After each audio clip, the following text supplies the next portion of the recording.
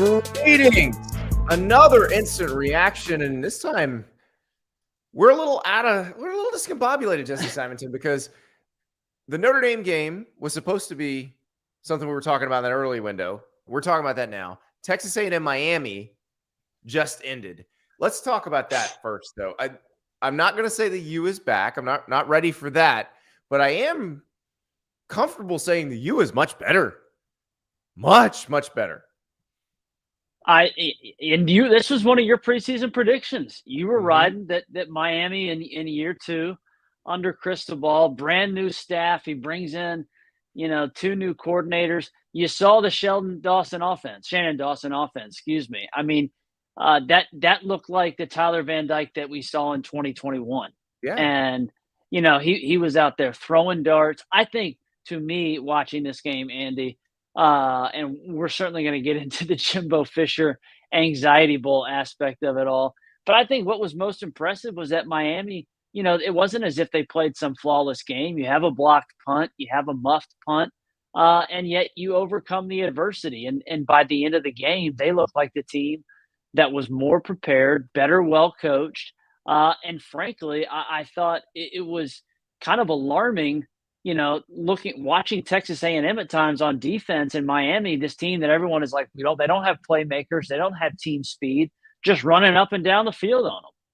Yeah, it looked like what Mario Cristobal envisioned, I think, when he took this job and what he said, this is what we want this to be. And where I got bullish on them was him being bullish on them up front on the offensive line, at ACC Media Days, because he's typically pretty critical of his offensive line. And the fact that he was pretty effusive in his praise of the line suggests to me that, okay, maybe they are significantly better here. Texas A&M has a really good athletic defensive front. We've seen those players against good SEC competition, and they've held up. Miami's O-line was great today. It was great. Yeah, they could run the ball. They could protect Van Dyke. I mean, it looked completely different from what we saw last year. And this is the problem for Texas A&M, I think, though, is that the talent hasn't always equated to the play on the field. There's at times they have held up against some better, SEC offensive lines, and yet they ranked last in the league a year ago in stopping the run. And today, outside of one, Shamar Stewart's sack, they really did not get a hand on Van Dyke. And so those freshmen, the freshman offensive tackle from Miami did well. They brought in the new center from UCF. They brought in the guard from Alabama, and it's a new look group. And in 2 weeks, you're able to almost, hang 50 on at least a solid Aggies defense. But, the way that game ended was sour with the scary. That was just a scary injury there. So you feel bad for Miami fans who are celebrating. But I think, this is – well, I don't know. Let me ask you, what was your favorite sequence in the third quarter that I think kind of summed up the Jimbo Fisher era in Texas A&M? Was it the timeout on 4th and 1? Was it the false start, right coming out of that timeout? The false start was not – field goal? Yeah, and the timeout is – it's interesting because that is a head coach decision. How you handle fourth down, head coach decision. That's where, even if Bobby Petrino is calling plays, which he obviously is, that's still Jimbo Fisher's decision there. So they're going to have, loggerheads there. And I just, the sequence that I thought was the toughest for A&M is they score to get within make it a one possession game and then immediately give up the long touchdown in the fourth quarter. Yeah. That was just, because when they scored that touchdown, I thought, okay, here's their chance. They're going to get a stop. This is going to be a very competitive game down to the wire. And then it took, 3 plays, and it was over. And by the end of the day, you look up and, Van Dyke's thrown for 5 touchdowns. He's averaging close to 13 yards an attempt. This is an A&M secondary that came in with a lot of expectations and was considered to be one of the maybe not top 5 units in the country, but certainly top 5 units in the SEC. And they just got torched by a group of receivers that, frankly, probably isn't going to be among the 5 or 6 best that they'll face the rest of the season. Well, and I don't know though. How good are these No? receivers? I mean, Restrepo, we knew Restrepo was pretty good. He's not like NFL ideal, but he's always been a productive college receiver. Colby Young was fantastic. Jacoby George had a great game. So, They did, but I'm saying I would take LSU's receivers over this group. I would take Tennessee's receivers over this group. Oh, in terms of what A&M's going to see, yeah. I mean, yeah, who they're going to see the rest of the season. Yeah, it's strange. Let's talk about the Jimbo Fisher aspect to this, because we all said going into this game, whichever coach loses this game, the fan base is going to be out. They're going to be ready to riot. With this one, because the offense played well, and that was not the thing everybody was worried about. How do A&M fans feel about this? I think they're probably still furious because they gave up 48 points. But is it different because the offense worked? So you're going, okay, maybe we can finally put these two things together down the stretch and we're going to have something? But I mean, how many times can Lucy rip away the football, Andy? I mean, this is you go to Miami in a half-empty stadium where they're selling BOGO tickets, and you just don't show up, and you're a 4.5-point favorite. I mean, at the end, I don't think it matters which side of the ball is failing Jimbo Fisher. He is responsible for delivering wins and losses, and far Correct. too often they are taking the L in these games. And this is another national spotlight game where clearly Texas A&M does have talent. Everyone watching can see individual players pop off the screen. The Evan Stewarts, the Anaya Smiths, Noah Thomas caught a touchdown. But the culmination of all those pieces, for whatever reason, there's something in the water that it just seems like it's soured and it's not working. Yeah, the key question, I think you asked it right a second ago when we didn't really get into it, but where does Miami rank among the remaining teams on Texas A&M's schedule? For example, is Miami like LSU? Is Miami like, Alabama? I'm not sure they're like Alabama. Are they like Mississippi State, Ole Miss? Where do they slot in with those? They look pretty good. I mean, it's hard, but again, it's limited data points. So I think that's the question: is how scared are you, if you're a Texas A&M fan, of the rest of this season based on what happened? Because we don't really know what Auburn's going to be. We've seen LSU against Florida State. We think Florida State's really good. Tennessee, they got to go to Knoxville this year. The first half against Austin Peay notwithstanding, Tennessee can be pretty scary. So that's the part where you start to wonder, okay, where is this team going to be? Because I think an 8-win season or a 9-win season keeps everybody happy. 8-win season probably keeps everybody happy. But beyond that, below that, that's where you get problems, and that's where you get people maybe thinking about trying to raise the money. Well, that's why I tweeted what I did at the end of the game, which is I think we're officially on. Let me know. Watch what the price of oil is. Come Thanksgiving for Jimbo. I think that's where we're at with this deal, because you just said it. 8-9 wins. Yeah, that's probably palpable. They can handle that. I think they still would like to have a 10-win season. That hasn't happened, but they just lost a bunch of their margin for error. They beat Miami a year ago and went 5-7.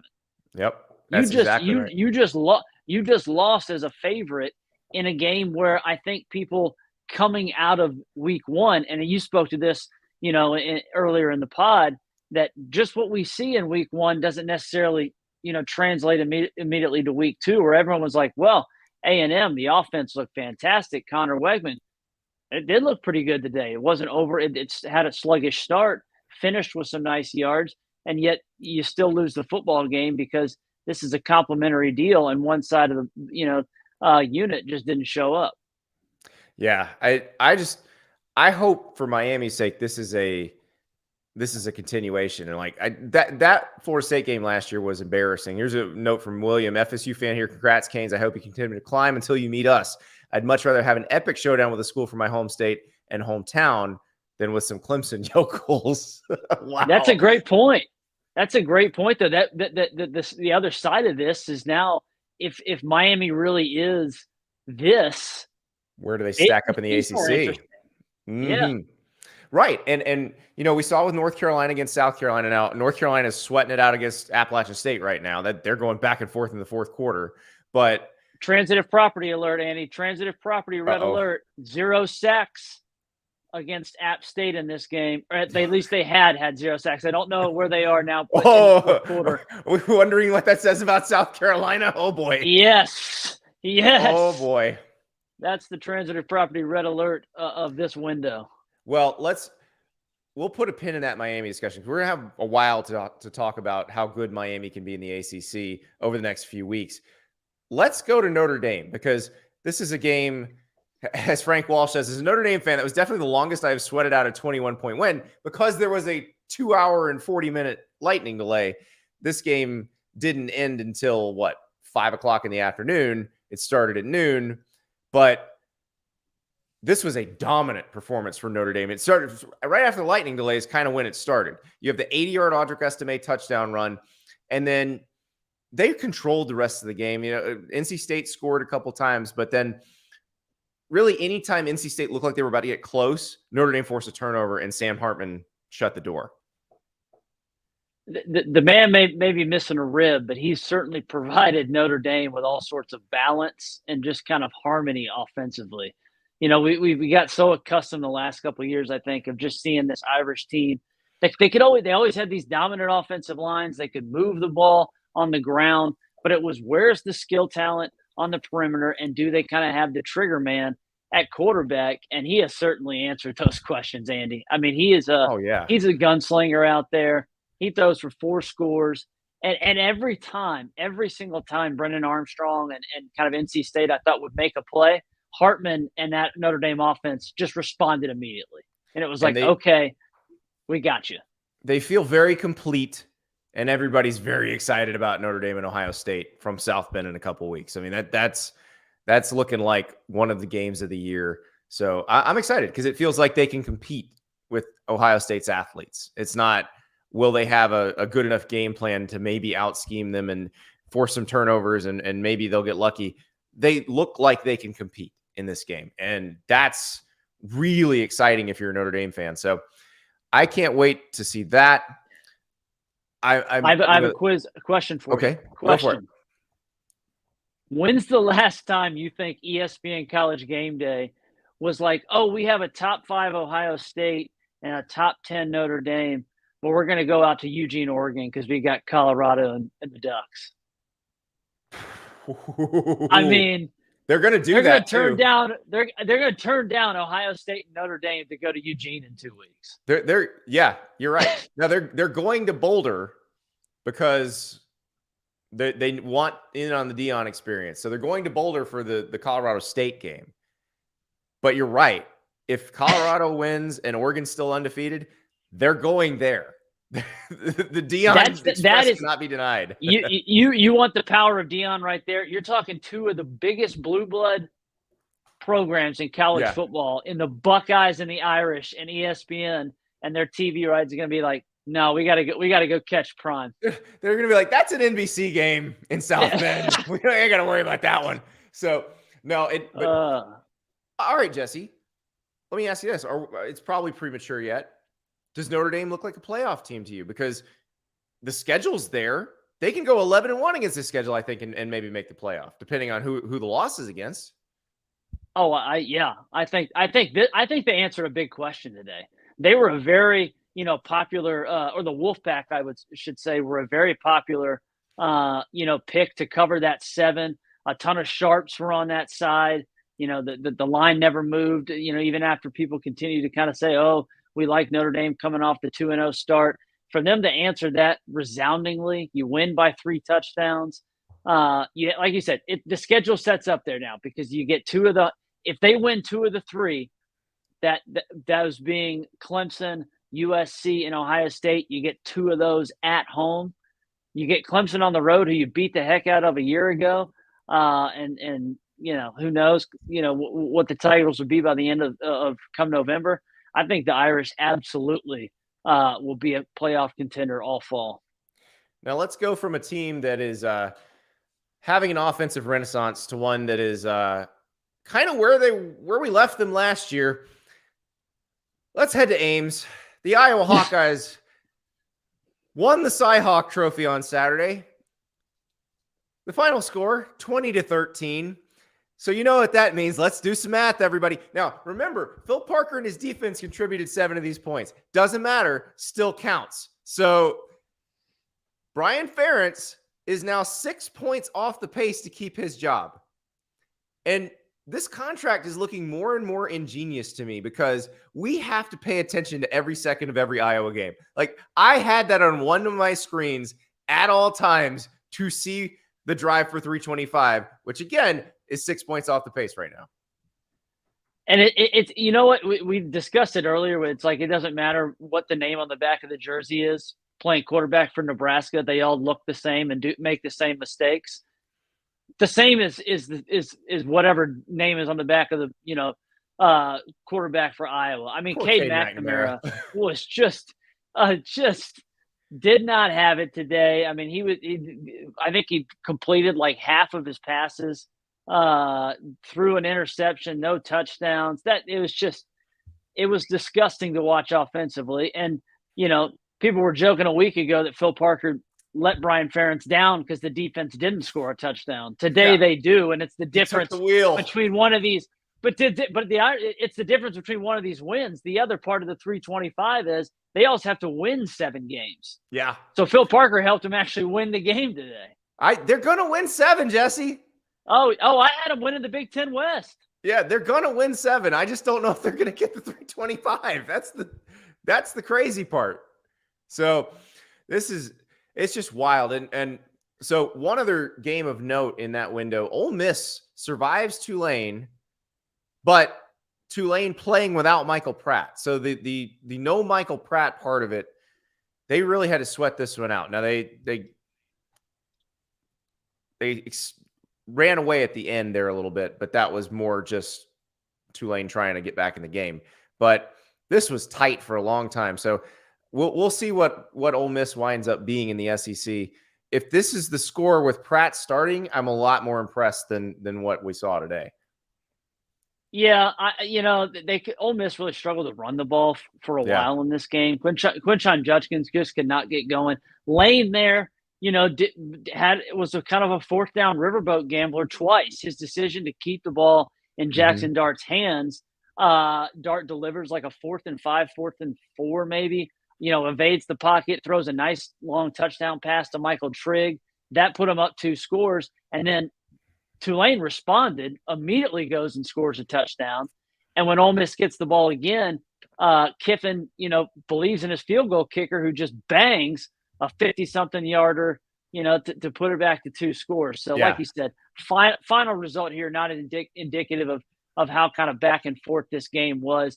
I was disappointed not to see Michael Pratt. I thought this was going to be a huge opportunity for him, not only in a big statement game against a top 25 team, but to put on for NFL scouts. I mean, this is still an SEC program. They have, Perkins and some other guys on that defense that'll be, Sunday players eventually. So disappointed that he didn't get that chance.